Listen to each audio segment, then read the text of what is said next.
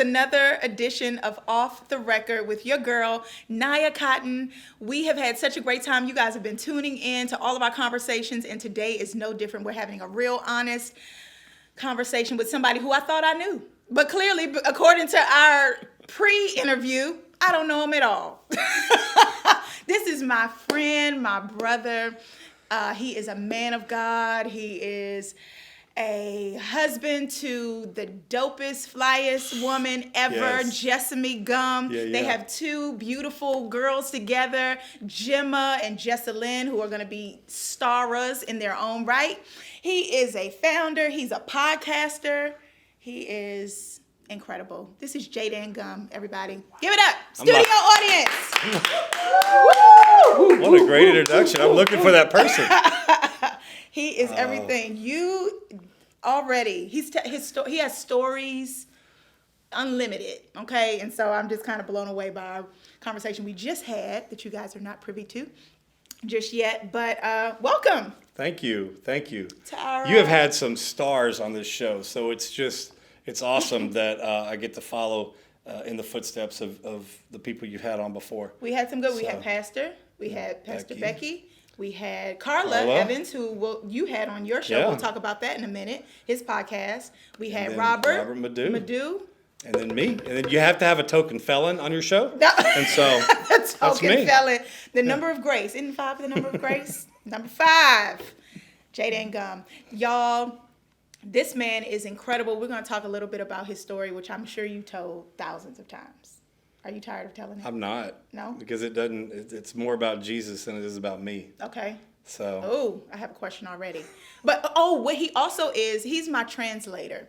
When I take off my earrings, he lets the whole church know what I'm doing. That's right. Y'all, there was, I don't know how to even say this, but there was a message going forth and there was an example that was set forth. I took off my earrings. Nobody knew why I was doing it except for Jaden, who then comes up to the front and is like, y'all missed it. Yeah, what she means is... Because he was has talking your about back. people having his back. Yes. And he turned around and asked you, And now I you would- got my back. And I went like this. And he turned which I back can't around even too take soon. But she took her earrings off. My earrings off. And I know what that means. Yeah. I know what that means. And So he translated for me, which I think is a great segue anyway to what you do. You are an incredible translator. You are somebody who speaks a lot of different languages and is able to make it clear to those of us who are not as fluent in certain languages to understand that there is more in common than there are differences. Yeah. And so I appreciate that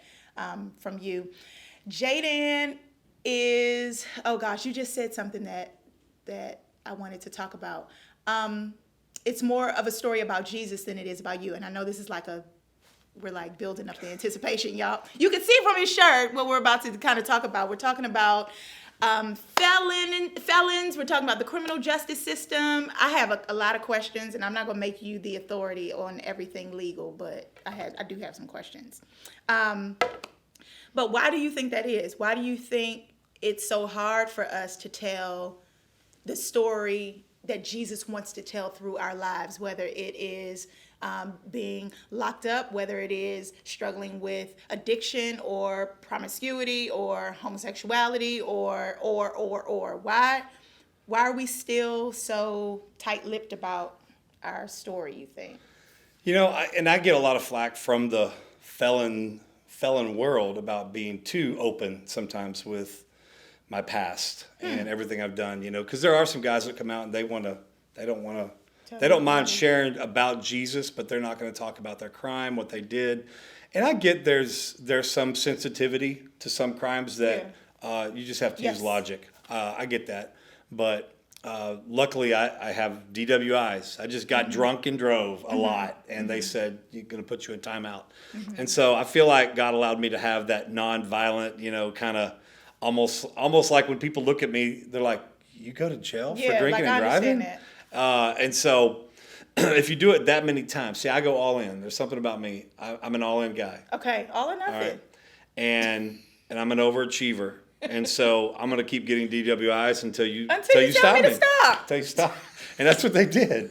They told me to stop. But, it's hard because sometimes when I'm talking to people, that maybe don't have a criminal background, but still have a problem with recidivism. That's a big word. See, the word recidivism, it originally was a medical term, Okay. but we applied it to the criminal justice world. Okay. Recidivism, in the medical sense, was used when it talked about a disease. So your body is returning to an old pattern of sickness. Recidivism, it's returning to an old pattern, but it was a medical term before it was anything else. Okay. And so I think that the church and the world, but mostly the church, has a recidivism problem.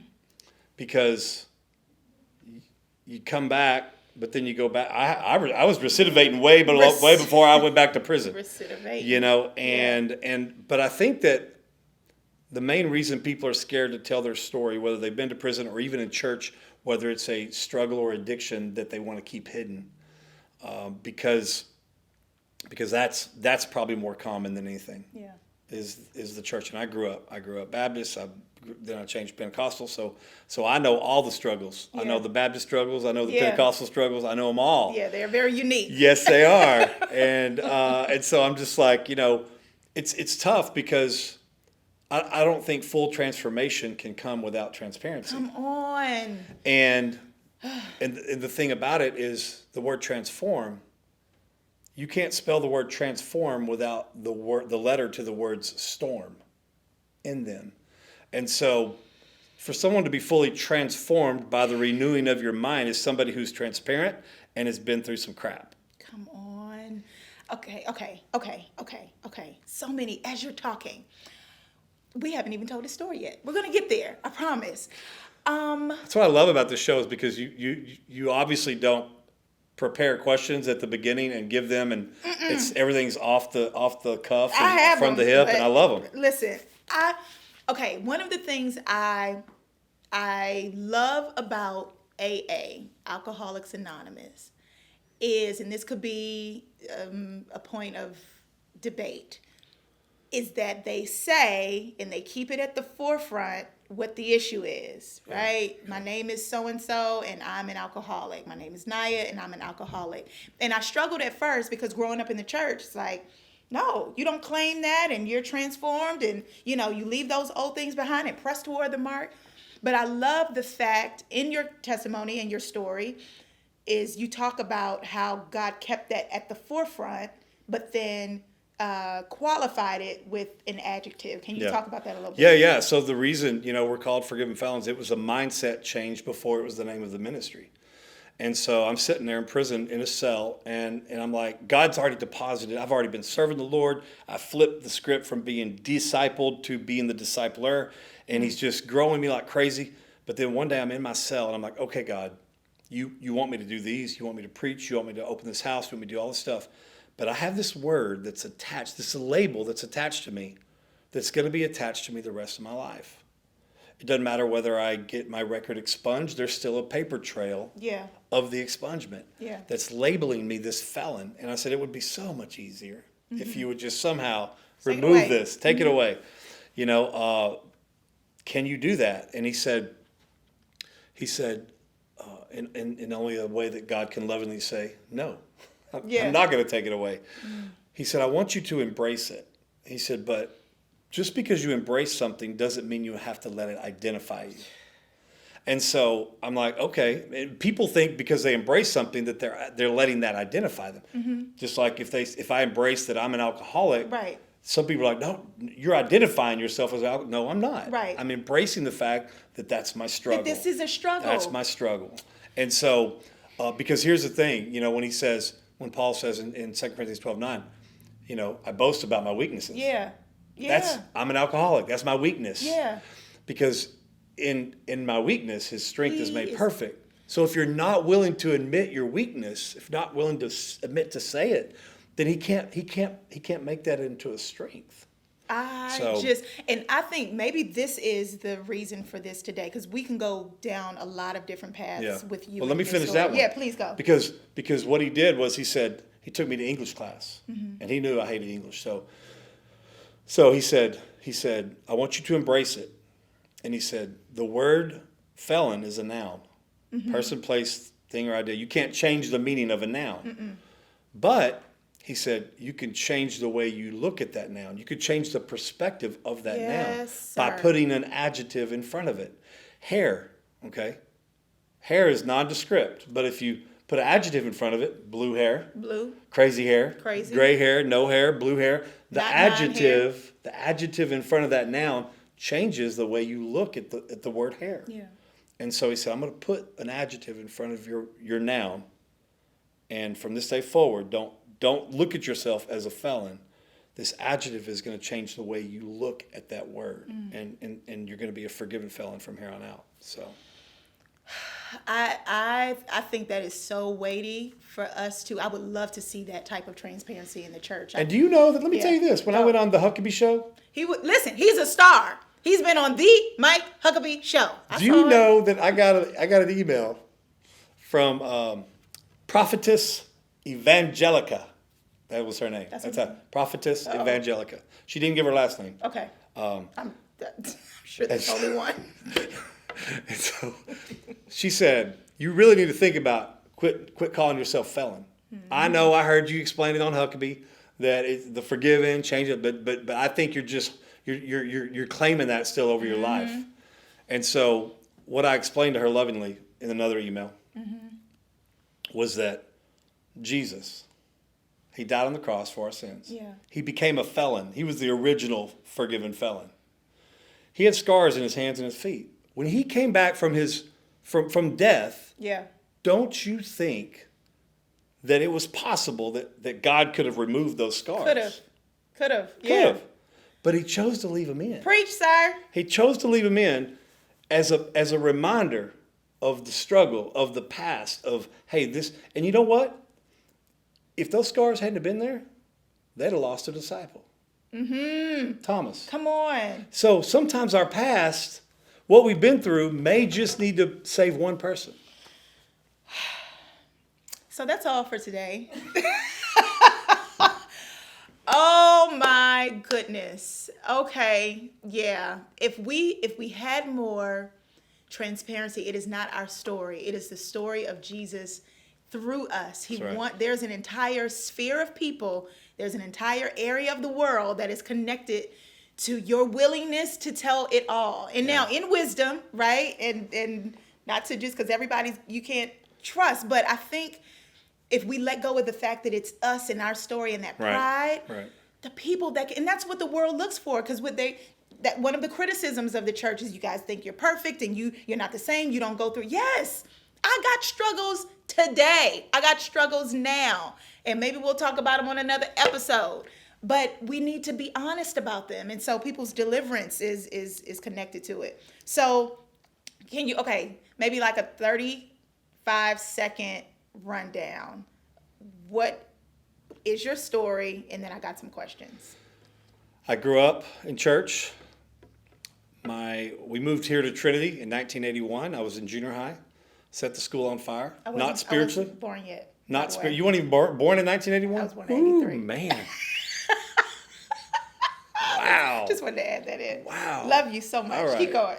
Yeah, I'm going to be 50 in January. Come but on. People say I don't look it. You so don't. We'll see. Fly. So, junior high, I set the school on fire. Not spiritually, literally set the school Trinity, on fire over there at elementary. across the street. Yeah. You know the old Hell House portables? I do. Those. When they were over there, I set the field by those portables on fire, and the fire came underneath almost blew everything up. Okay. No condemnation. Sophomore year in high school, I got kicked out of Trinity for drugs and alcohol. Thought that was going to be my opportunity to go to public school because I always wanted to go to public school. Okay. Never been. But no, she put me in Christway Academy in Duncanville. Okay. 2 months later, I got kicked out of there for drugs and alcohol. Thought I was going to get to go to high school, DeSoto High School then too. But no, she put me in summer school at a private school. And she just they just kept forcing this private school thing on us, this Christianity, this religion, kept forcing us. And I didn't want it. But I used it to my benefit. How so? Because, if you raise your hand a certain way and you smile a certain way and you say certain things, you get some blessings and favor come your way because they don't know that you're faking it. So I was good. I was a good actor. I was 50-50 all the time. 50% in the world, 50% in the church all the time. And went to college, majored in Jack Daniels. I don't know if you've heard of that course. Come on. A lot of late night studying, Up all research night, on burning that. the midnight Yes, oil. yes. And then I dropped out of college, Okay. came back, worked at a restaurant in the bar area Okay. because I'm an alcoholic. At this point, I'm an alcoholic. Okay. And at this point, I start getting PIs, public intoxications, minor in possession because I'm not 21 yet. And then when I turn 21, I go all in because I can at that point. And then I get my first DWI in 1993 on a Friday night, and then the following Tuesday I got my second DWI. And then a year later, December 16th, 1994, I got my third DWI. Okay. And December 16th, 1994, nobody bailed me out of prison or out of jail. So I stayed in there. And I stayed in there during Christmas. And that was hard. I got to see my older sister's little girl who was born December 8th. I hadn't seen her yet. And so the first time I saw her was through plexiglass. And that was the first time I realized that my choices don't just affect me, they affect everybody around me. And then I kind of come back to the Lord in 1995. I talked to Tim Ferguson, told him I got all these DWIs. What do I do? He said, turn yourself in. Turned myself into Bill Humphrey, summer of 1995. Did 3 months in Dallas, 2 months in Tarrant County. What's Bill Humphrey? Bill Humphrey is he's the police officer that used to go to church here. Okay. Retired. He's retired now, but anyway, so I turned myself into him, and he, of course, he couldn't actually arrest me because he was a friend. So I did 2 years. I was all on fire for God for 2 years. I mean, I was almost all in. 99%. 99%.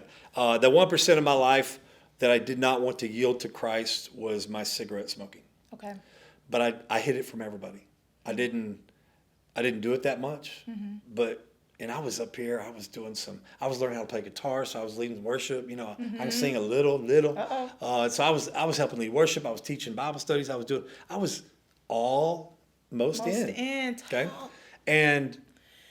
but again, 1%, and it doesn't matter what that 1% is for you. No. It matters what it represents. It represents a part of you that you haven't yielded to God. And so every once in a while, when I have a bad day, I wouldn't call my friends, my old party friends, let's go have a cigarette. I would just sneak off with my cigarette, my gum, and my cologne. Yeah, that's the kit. And I would draw on that instead of the 99%. Okay. And eventually, I had a bad day. Girlfriend broke up with me, lost my job here at the school, and the devil didn't bother me for 2 years. Because, when you're not all in, the devil ain't He don't care. So he's got that little hook. You. He's going to let you come to church and give and do all the stuff. But he's got that one and he's patient. He is patient. Oh, he's patient. And so he waits till that 1 month when I lost my girlfriend and the job. And I decided to go draw on the 1% instead of the 99. And I went and I smoked a cigarette, and that's when the devil came. He said, look what serving God got you. And the devil's crafty. He's tricky because in his lies, he will embed just a little bit of logic or truth, and that's what gets you to believe the lie. Because I was serving God. Yep. And that did happen to me. Yeah. But one didn't have anything to do with the other. Yeah. And he said, you might as well just start drinking again. And then he reminded me of my past. You're already smoking, or my present. So he reminded me of the hook that he had in. You're already smoking, so might as well start drinking again. And I did. And from there, I worked at an escort service. I was selling drugs to prostitutes, driving them around, selling their bodies. You didn't know that part? I didn't know. I don't know this man. And then had guns pulled to my head, crazy. But in that season of my life, that's where my 21-year-old son came out of. And so I didn't know that. Yeah. You should follow me on Facebook more. I should. I kind of went off of Facebook for a little bit. You got to. Social dilemma. That whole thing. Yeah. That too. And it's a little dicey over there. I know. So I got all the DWIs. I got my fourth DWI in September of 2002, fifth DWI in February of 2003. And then on May 21st, the judge sentenced me to 5 years for each one of those.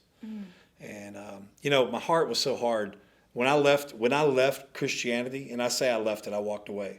After that 2 years of being almost all in, 99%, and I said at that point, I said, forget God, Christianity, everything.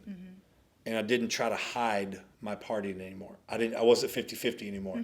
I was all in because I was all out. And the first time in my life that I'd given 100% to something, it was the devil.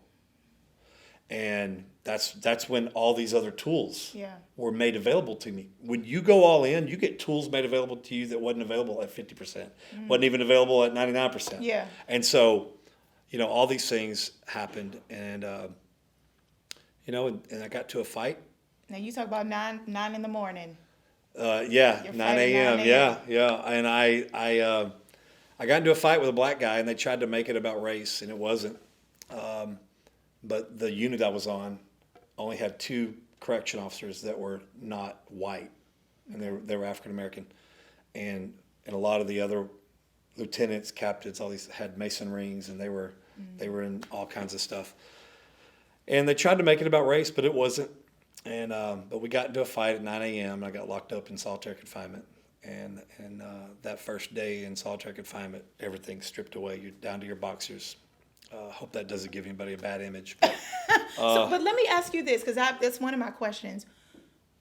It is you in a, what did you say, 4x? 6x9, basically. 6 I've probably by said 9. different measurements over the years, but it's you could touch the wall on either side, and then it's about 9-10 feet long that way. So this is 23 out of 24 hours? Yes. Of the day? Yep. And nothing? There's nothing. Nothing. Books? No. Not when you're in trouble like that. If you eventually go to court and you can start getting all the stuff back. But my whole time in there was pretty much, they let me have a Bible after the second or third day because I asked for one. I don't know why, but one of the things I wanted to mention was that once I left Christianity and started rejecting all that, I started growing in the devil. And you can grow in the Lord, Yeah, but we don't talk about how we can grow in the devil. you can. And by the time that sentence was read in the courtroom, my dad and sisters were crying. My heart was so hard and I was so strong in the devil that the tears of my family did not even move me. And then, even though it wasn't about race, the fight that I had, I was saying things that had never even stayed for a second in my mind. We grew up in South Dallas. We grew up at Hampton, Illinois, South Oak Cliff. We grew up where our neighborhood did not look like our schoolroom. And I always wondered why. And so, but for the first time in my life, because the devil started making tools to me that I'd never used before, he said, start calling this guy names. I started calling him names. Names that guys don't like to hear. Names that African Americans don't like to hear. And I began just until he finally just hauled off and hit me. And I don't blame him, because at that moment, I like to tell people, no matter all the bad things I've ever done, that moment when I was talking that way to that person was the lowest moment in my whole life. I've never, before then or since then, ever uttered words so mean to anybody in my life. And I hope one day that we run into each other. Yeah. I would love to be able to apologize to him for the things that I said, but that's what started the 8 days. And every day I had a conversation with God. And it was just so cool. The first day was so quiet. 9 a.m. was so quiet. Because I was just like, What do you do? Like, that's my question. Like, what does that feel like? What happens in your mind? Well, I'm there with short time. So the first thing I'm thinking of is, am I going to lose my chance to make parole? And that guy had already made parole. Okay. I mean, he was going home. He had an FI-4. He was going home in 3 months. And they took his parole away. But I hadn't even come up for parole yet. But I was like, man, and the officers were like, when they were walking me to my cell, they were like, you could have broken that dude in half. He's half your size. I'm like, I'm just trying to go home, And immediately the regret from the things that I said to him and caused him to hit me, and regret and guilt and shame just started flooding me. But then when I got in the cell, and I'm just like, it It was the only time I was ever in a cell sober. I mean, other than getting into prison, coming Yeah. into prison. But all the other times when I first go to jail or to a solitary confinement cell, I'm drunk. I'm detoxing. Okay, and I know you have yours. I have so many questions. Okay, because I don't think I even have thought about that. The things that are habits or addictions, once you're there, once you're in a place where you don't have access to that, it could, what does that affect like? It can, and people, whether cocaine or crack or marijuana or whatever, ecstasy pills or whatever, like your body and your senses react to that. Yeah. And so that has an effect on your Yeah. experience And there as well. what got me through county jail with all the draws I had in county jail from being arrested that last time was I was actually smuggling cigarettes into the county jail. Mm-hmm. And so that would alleviate a lot of the symptoms or the withdrawal symptoms that I was having. But once I got to prison and I wasn't serving the Lord, every day was just like, I was just, you could tell this guy doesn't have what he's used to having out in the world. And is that taken into, I mean, it's going to sound like a dumb question, but those things aren't taken into account from a rehabilitation point of view when people come in. Not in prison. And they've been strung out for years, and then it's just like, but then Our criminal justice system, from the judicial side to the prison to parole, is zero rehabilitation. They're not. They're not about rehabilitation. It's all about money. Okay, so. And Brian Stevenson, Equal Justice Initiative in Alabama, Yeah. says the best. There will never be true criminal justice reform because there's too much money involved. And I know that so there are people, there are programs, and I know you've talked to tons of people who this is their life's work to bring attention to the necessity of rehabilitation. Yeah. But it's such an impossible situation. What do we expect? Like, what do we expect? And then when people, if by some miracle you do get out, it's like, it's a system waiting for you to return. And because there's money involved, it's a business. And a lot of people talk about the bad private prisons, but actually the state prisons are the largest for-profit prison in the state. And they're making money off the private prisons. And so Representative Carl Sherman said it best.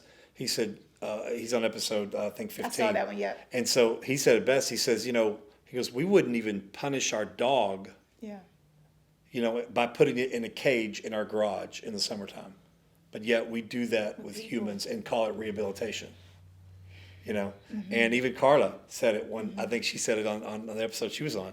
She said, when we just shove these people into the doors and into the cages and call that rehabilitation, that's not rehabilitation at all. Yeah. Now, there are a lot of good volunteer groups that go in, that get approved to go in, that are doing a lot of good. And they're the reason that good is happening. Yeah. And we follow, and those organizations follow up with them when they get out of prison. But parole, I mean, I can tell you time after time after time how I don't work with parole to make productive citizens. I work against them. Yeah. I'm always calling them and saying, why can't my parolee go take the trash out? Mm-hmm. Mm-hmm. Why can't he go to the garage? Why can't he do this? And I advocate for them, and maybe one day on a larger level, larger scale, I'll be able to advocate even more legislatively. But it's not. You take away all the volunteer programs that are going in now, you take it away, our prison system has zero rehabilitative elements to it. Only punitive. Only punitive.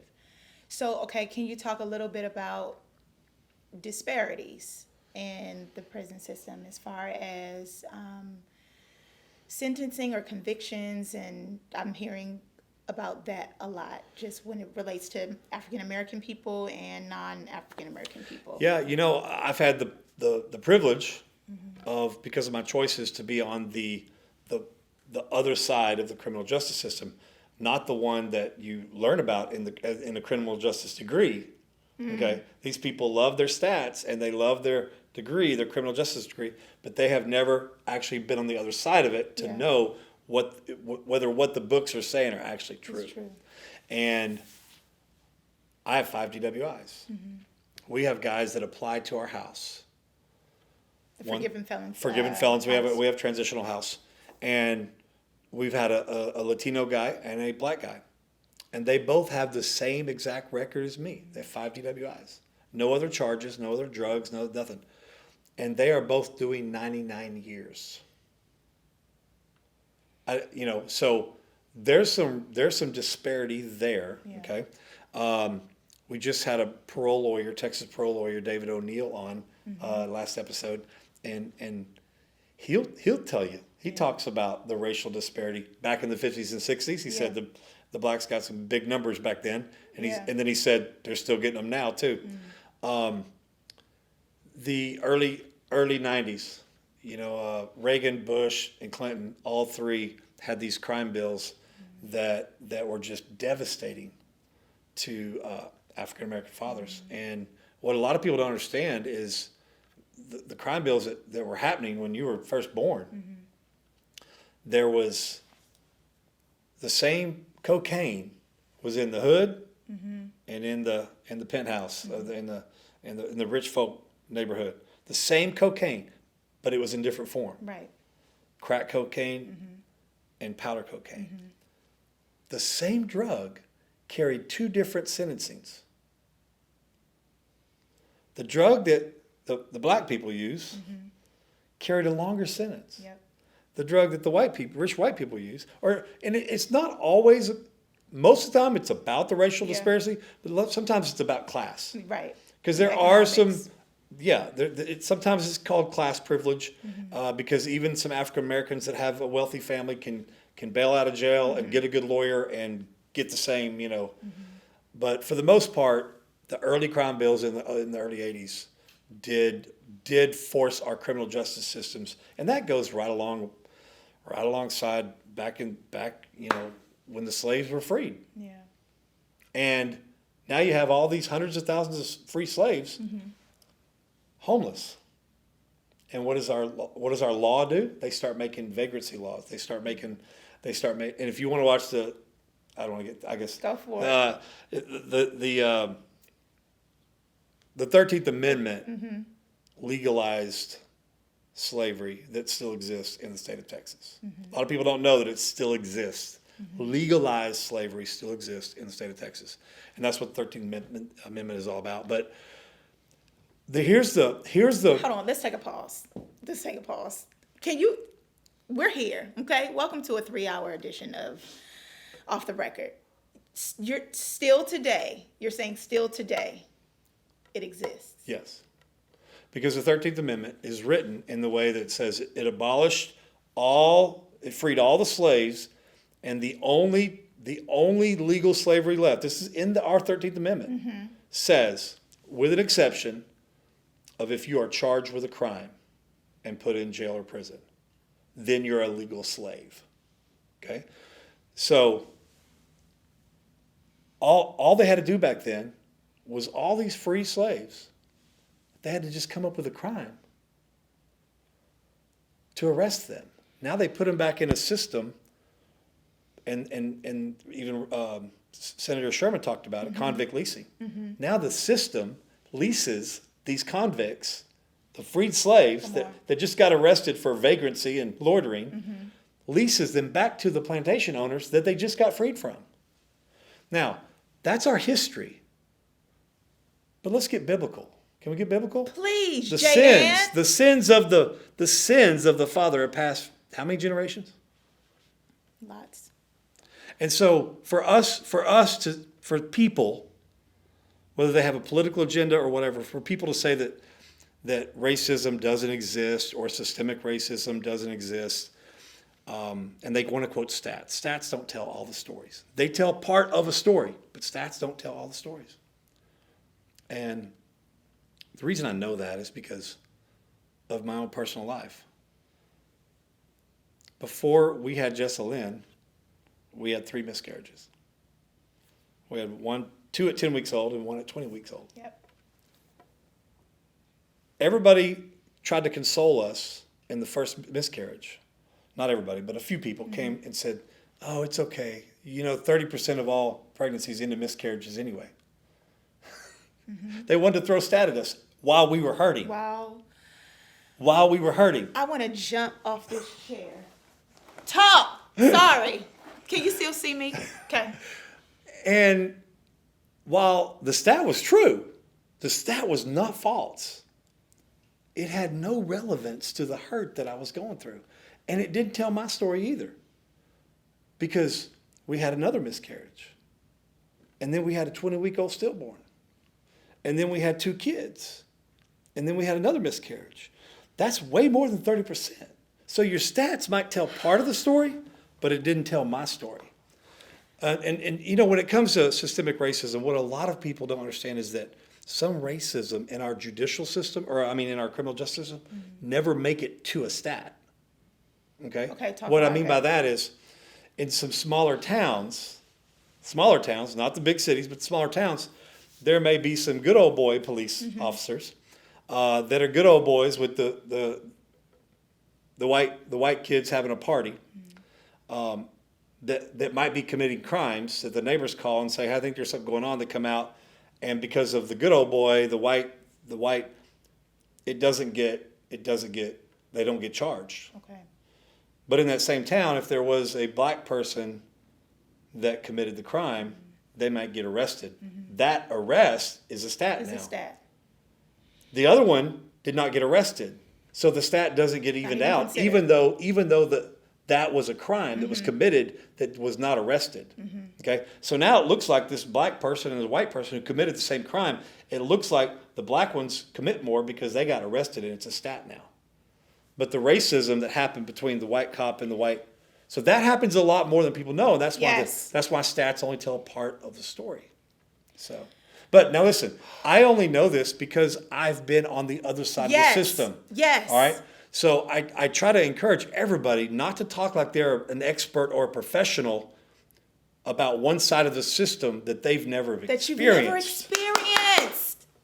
I'm sorry, Alex. I'm clapping and yelling. I don't know what that's doing to your microphone, but this man is speaking. But here's the thing. You know, Will Ford said it best on Sunday morning. Yes, he did. The radical gap. You know, and I've had some stones thrown at me because, you know, some of my closest friends from a long time ago, oh, it looks like you lean a little left now. No, I don't lean left. I don't lean right. I lean to the cross. Because at the cross, he was crucified between 2 criminals. 2 criminals.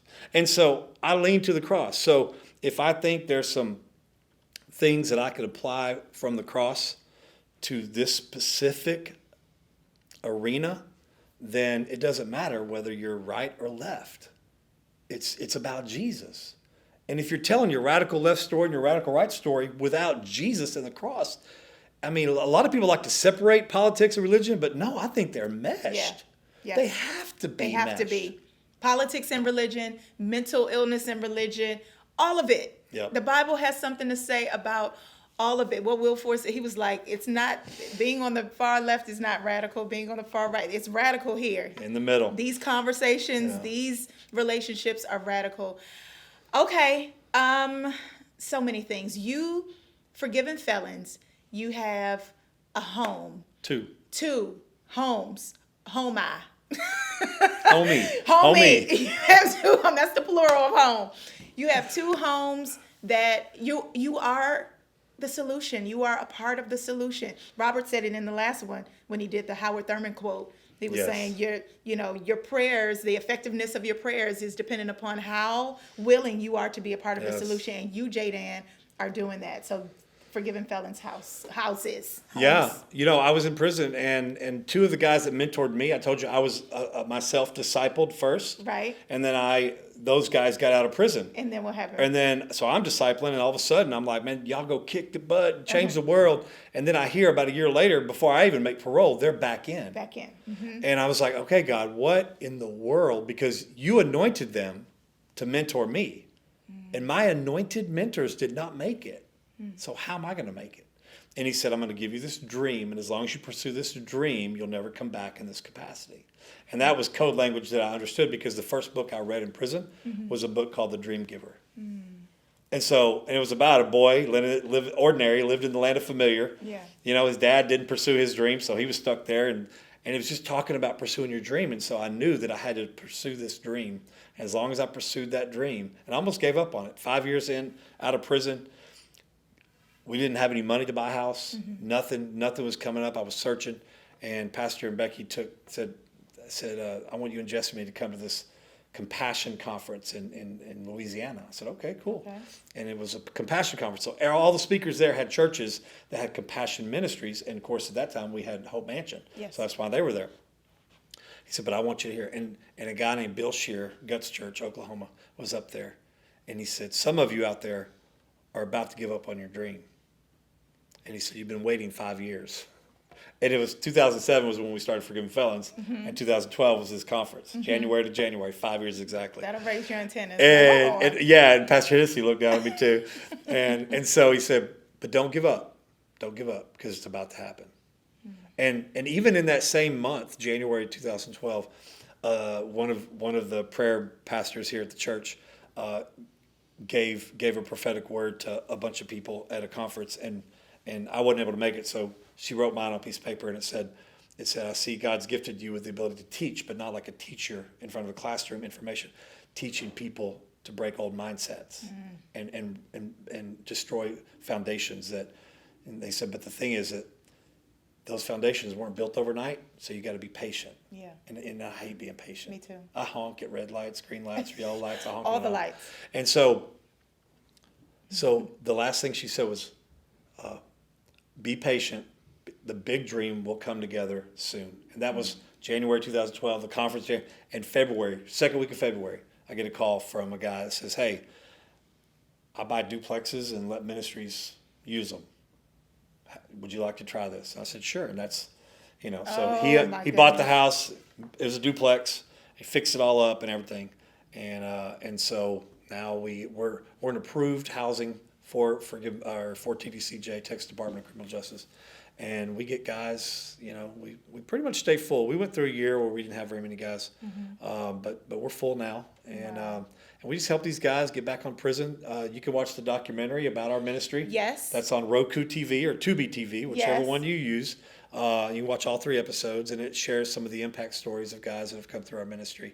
And that's what we do. Now, we're in the middle of upgrading. Okay. So we're going to open up a resource center.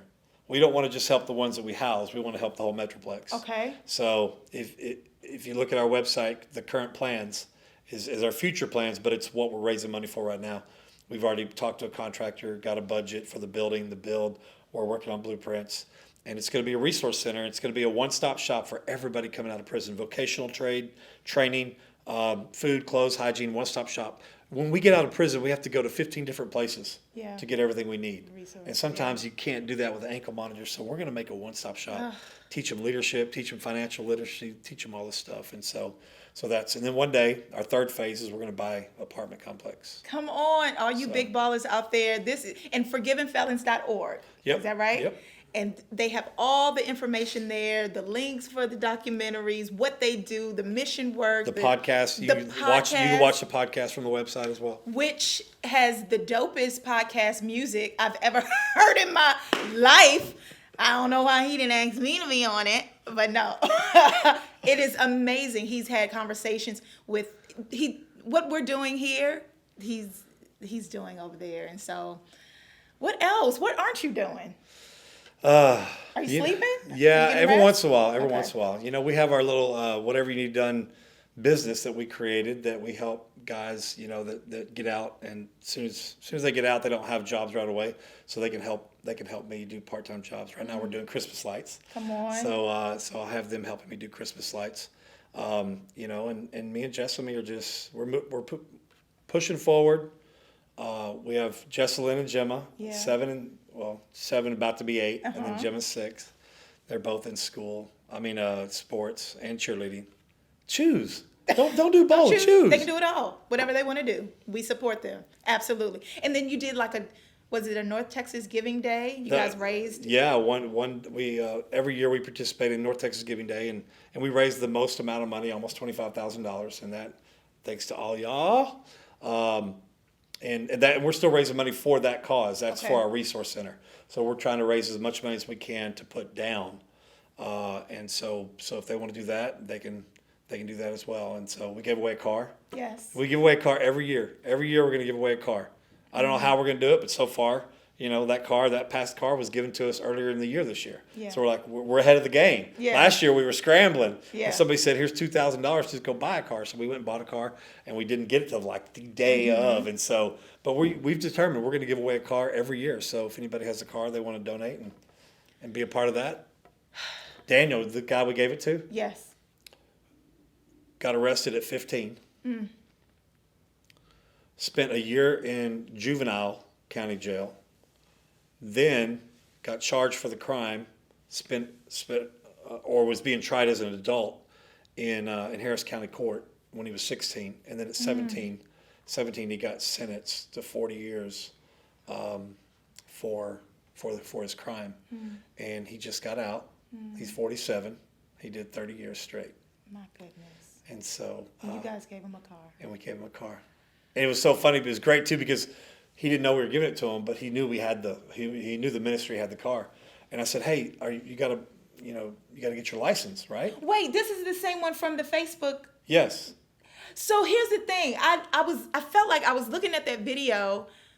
Did you announce it in that video? Yeah. I announced. What am I trying to say? I saw that he got his license, and Yeah. you guys were in a parking lot. That was the week before he got his license, and then the very next Thursday, he didn't. He thought we were giving it away to somebody in the community because I That's kept what saying. I thought you were going to do it in that video. I was like, there's no way Jay Dan is going to be telling all No, these people no. about his license. No. You gave him the car. And so we gave him the car, but we let him drive do his test. do the in test it. drive. He was like, yeah, it drives great. Yeah, and so we ended up giving him the car, and I had all the guys in the house play it up really good. They were like, can you believe that? Sorry, Jay Dan, going to give that car to somebody else. He should give it to you. And they were playing it all good. We And I'm sure he was him. just as sweet as he wanted to He be, was. like He really was. understanding. Yeah. Y'all, this is good ground. There's so much more. You need to go to forgivenfelons.org for all of the information. Check out the podcast. Check out the documentary. I'm just so grateful. And let me just say to you, we don't talk a whole lot. We kind of check in the hallways and all that. I appreciate you and your family so much. The light that you are. You don't smell like smoke.